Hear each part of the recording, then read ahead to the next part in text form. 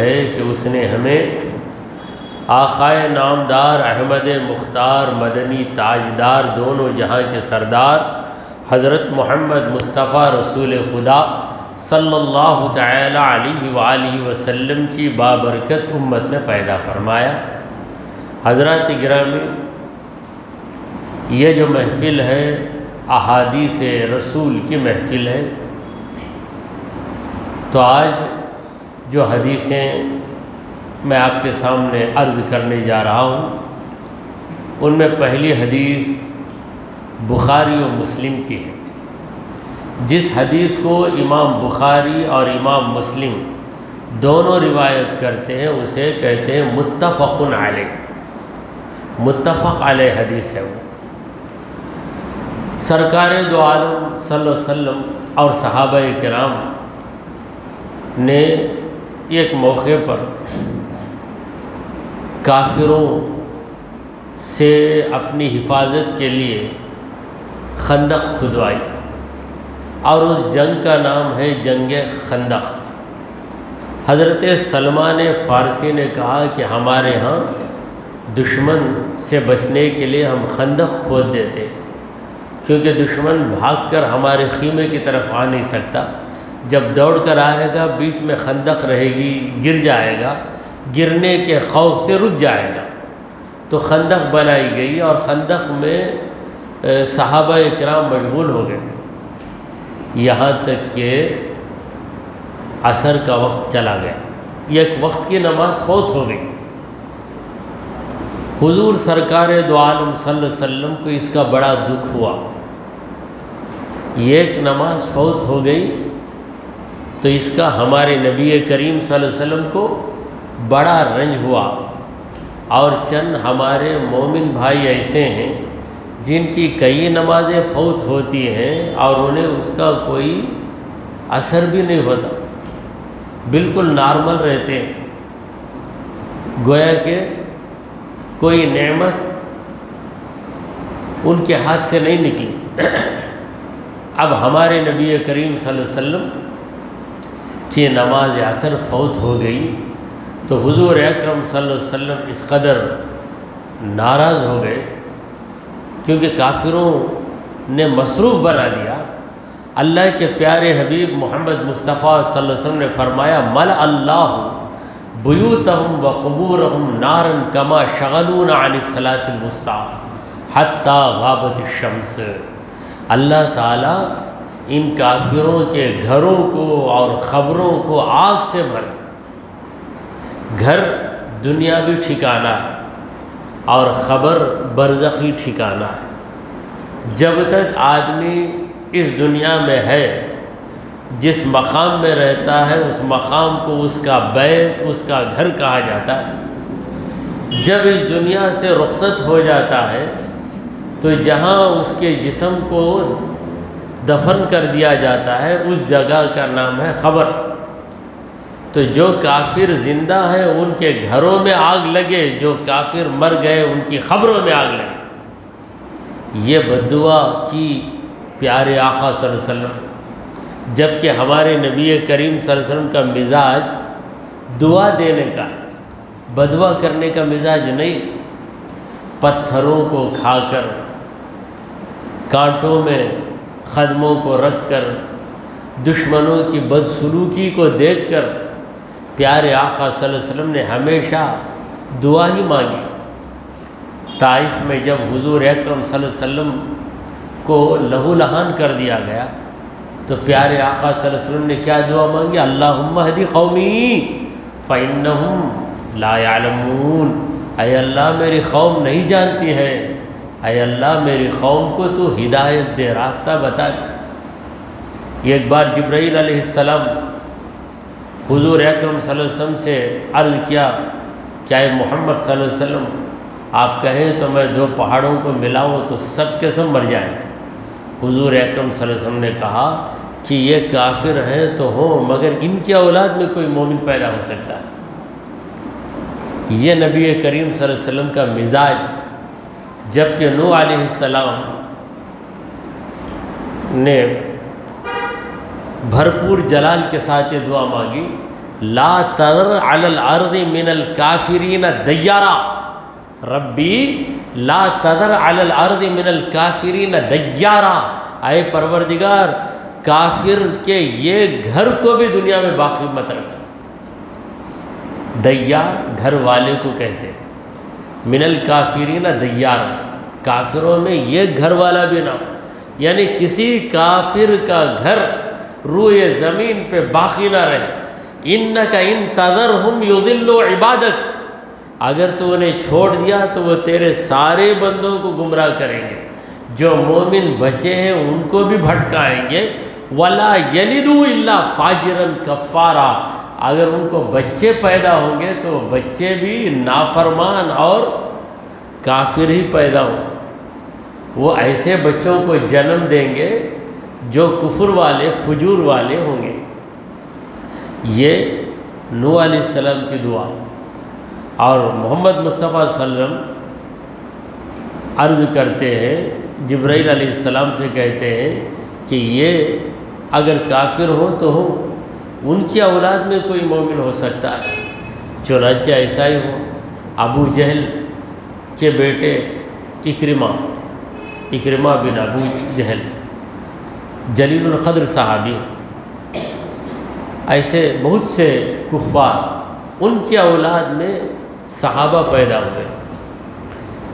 تو حضور اکرم صلی اللہ علیہ وسلم سخت ناراض ہوئے اور کہا کہ اللہ ان کافروں کے گھروں کو بھی آگ سے بھر دے اور خبروں کو بھی آگ سے بھر دے، کما شغلونا عن الصلاۃ الوسطی، ان لوگوں نے ہم کو درمیانی نماز سے مصروف بنا دیا، ایسا بزی کر دیا، ہم کو ایسا مصروف کر دیا کہ ہم ان کی وجہ سے کام میں لگ کر ہمارے ذہن سے وقت نکل گیا۔ اور یہ نماز عصر کو رسول کریم صلی اللہ علیہ وسلم نے الصلاۃ الوسطیٰ کہا۔ الصلاۃ الوسطیٰ درمیانی نماز اور بڑی اہم نماز اور بڑی فضیلت والی نماز وہ ہے عصر کی نماز۔ قرآن میں اللہ نے نمازوں کی پابندی کا حکم دے کر نماز وسطیٰ کی پابندی کا حکم خصوصی طور پہ دیا ہے۔ حافظوا علی الصلوات والصلاۃ الوسطیٰ وقوموا للہ قانتین۔ حافظوا علی الصلوات، اے مومنو نمازوں کی پابندی کرو، پوری پابندی کے ساتھ نمازیں پڑھو۔ تو الصلوات میں پانچوں نمازیں آ گئی، پھر کہا والصلاۃ الوسطیٰ جو درمیانی نماز ہے اس کی اور زیادہ پابندی کرو۔ تو یہ عصر کی نماز تھی، اور عصر کی نماز کی قسم اللہ نے قرآن میں کھائی ہے، والعصر ان الانسان لفی خسر، قسم ہے عصر کی۔ عصر کا معنی ہے زمانہ، اور عصر کا مطلب نماز عصر بھی ہے۔ دو نمازوں کی قسم اللہ نے قرآن میں کھائی ہے، ایک فجر کی نماز، ایک عصر کی نماز۔ والفجر ولیال عشر، اور یہاں پر والعصر ان الانسان لفی خسر، قسم ہے نماز عصر کی۔ اور ایک حدیث میں ہے کہ جب منکر نکیر سوال کرنے کے لیے آئیں گے تو مرحوم ایسا محسوس کرے گا کہ عصر کا وقت قریب بختم ہے، سورج ڈوبنے جا رہا ہے، تو کہے گا کہ میری عصر کی نماز چلی جائے گی، تم لوگ رکو، پہلے میں نماز عصر پڑھ لیتا ہوں۔ تو نماز عصر بڑی اہمیت والی نماز ہے۔ حضور اکرم صلی اللہ علیہ وسلم نے کہا کہ حتیٰ غابت الشمس، سورج غائب ہو گیا، مطلب یہ ہے کہ سورج غائب ہونے کے پہلے اس نماز کو پڑھ لینا چاہیے۔ ہم اتنے مصروف ہو گئے کہ سورج غائب ہو گیا اور ہمیں اس کا پتہ ہی نہیں چلا۔ یہ ساری پریشانی ان کافروں کی وجہ سے آئی، ان کی وجہ سے ہم مصروف ہو گئے۔ ایک اور حدیث سن لیجئے، یہ حدیث المسجد بیت کل تقی، مسجد ہر متقی بندے کا گھر ہے۔ وَتَكَفَّرَ اللَّهُ لِمَنْ كَانَ الْمَسْجِدُ بَيْتَهُ بِالرُّوحِ وَالرَّحْمَةِ وَالْجَوَازِ عَلَى الصِّرَاط، جس کا گھر مسجد بن جائے اس کے لیے اللہ نے ذمہ داری لی ہے کہ اللہ تعالیٰ اس پہ مہربانی کرے گا، اس پہ رحمت کو اتارے گا اور اسے پل صراط پار کروائے گا الی رضوان اللہ، یہاں تک کہ وہ اللہ کی خوشنودی کو پہنچ جائے، وَإِلَى الْجَنَّةِ، اور جنت کو بھی پہنچ جائے، اللہ کی خوشنودی کو پائے، الی رضوان اللہ الی الجنہ، اللہ کی خوشنودی پا کر جنت میں چلا جائے۔ پیارے آقا صلی اللہ علیہ وسلم اس حدیث میں یہ سمجھا رہے ہیں کہ ہر متقی تقوی والے مسلمان کا گھر مسجد ہے۔ اس کا یہ مطلب نہیں کہ جب یہ مسجد ہے تو یہاں پر بوریا بستر لگا لو، ہانڈیاں لے کے آ جاؤ، باورچی خانہ بنا لو، یہ مطلب نہیں، بلکہ اس کا مطلب یہ ہے کہ جس طرح تمہارا گھر تمہارے لیے عزیز ہے اسی طرح مسجد تمہارے لیے عزیز ہو۔ تم یہ پسند نہیں کرو گے کہ تمہارے گھر میں کہیں ڈیمیج ہو، کہیں خراش ہو، تو مسجد میں بھی اگر کہیں کوئی خراش دیکھو، کوئی خامی دیکھو تو اسے دور کرنے کی کوشش کرو۔ اور دوسرا مطلب یہ بھی ہو سکتا ہے کہ ہر انسان کو اس کے گھر میں ہی سکون ملتا ہے، بھاری سے بھاری مقام پر چلے جائے، شیش محل میں بھی پہنچ جائے، بڑے بنگلے میں بھی چلا جائے، اس کی جھوپڑی اسے یاد آتی ہے۔ 2 دن 3 دن کہیں باہر جا کے رہے، بہتر سے بہتر جگہ ہے، مگر اپنا گھر اسے یاد آ جاتا ہے، یعنی دل گھر میں لگا ہوا رہتا ہے۔ سرکار دو عالم صلی اللہ علیہ وسلم نے کہا کہ 7 آدمیوں کو اللہ اپنی سائے میں رکھے گا، یوم لا ظل الا ظلہ، جس دن اس کے سائے کے سوا کوئی سایہ نہیں۔ تو ان 7 آدمیوں میں رجل قلبہ معلق بالمساجد، ایسا شخص جس کا دل مسجدوں سے جڑ گیا، ہمیشہ دل مسجد میں لگا ہے، مسجد کے باہر آیا تو بھی مسجد کا ہی خیال۔ تو ایسے لوگ کسی بھی محلے میں جاتے ہیں تو پہلے وہ یہ پوچھ لیتے ہیں کہ یہاں مسجد کہاں ہے، تاکہ با جماعت نماز ادا کر لے، اور کچھ بھی پریشانی ہو تو مسجد میں آ کر بیٹھ جاتے ہیں اور مسجد میں بیٹھ کر خدا کے ذکر میں مصروف ہو جاتے ہیں۔ تو جس کا گھر مسجد بن جائے، یعنی جس کا دل مسجد ہی میں لگتا ہے، زیادہ وقت مسجد میں گزارتا ہے۔ مسجد میں زیادہ وقت رہنا بہتر ہے، مگر مسجد کے ادب کا لحاظ رکھنا یہ بھی ضروری ہے۔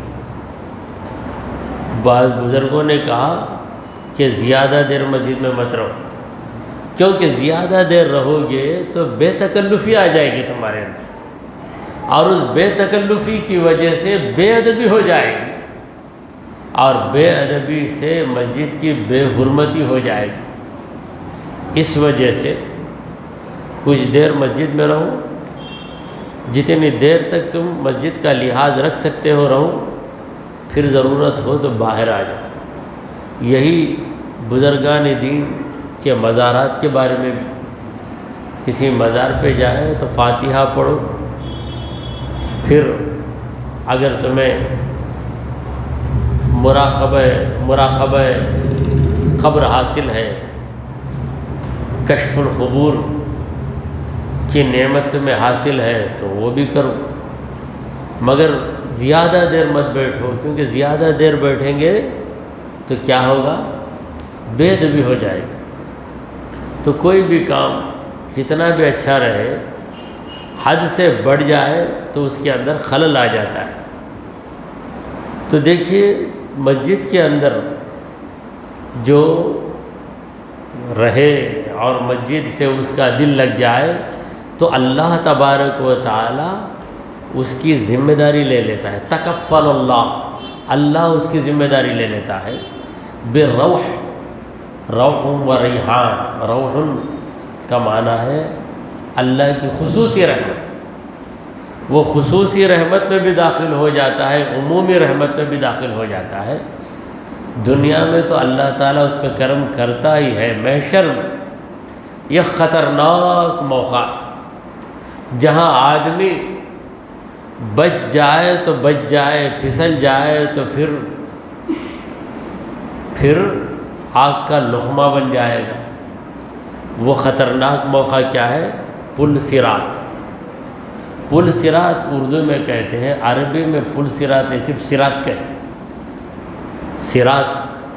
اب اردو والوں کا کو شوق ہے کہ ہر جگہ اردو کو گھسانا، تو صراط کہیں گے تو راستہ، مگر وہ راستہ جو ہے پل کی طرح، جسر علی ناری جہنم، جہنم کے اوپر ایک پل ہے، لہٰذا پل کہیں گے تو دنیا کا پل دماغ میں آ جائے گا، صراط کہیں گے تو مطلب سمجھ میں نہیں آئے گا، اس لیے دونوں کو جوڑ لیا، جوڑ کر کا پل صراط۔ اب جو عربی سے ناواقف ہیں، ایسے چند اماموں کو ہم نے ایک پڑھتے ہوئے سنا، وقنا عذاب النار وقنا عذاب الپل صراط بھی بولتے ہیں، جبکہ پل صراط عربی کا لفظ نہیں ہے، وقنا عذاب الصراط کہیں گے تو درست ہے، کیونکہ صراط پر جب چلیں گے تو اے اللہ اس وقت تیرا عذاب ہو جائے تو ہم پھسل کے گر جائیں گے،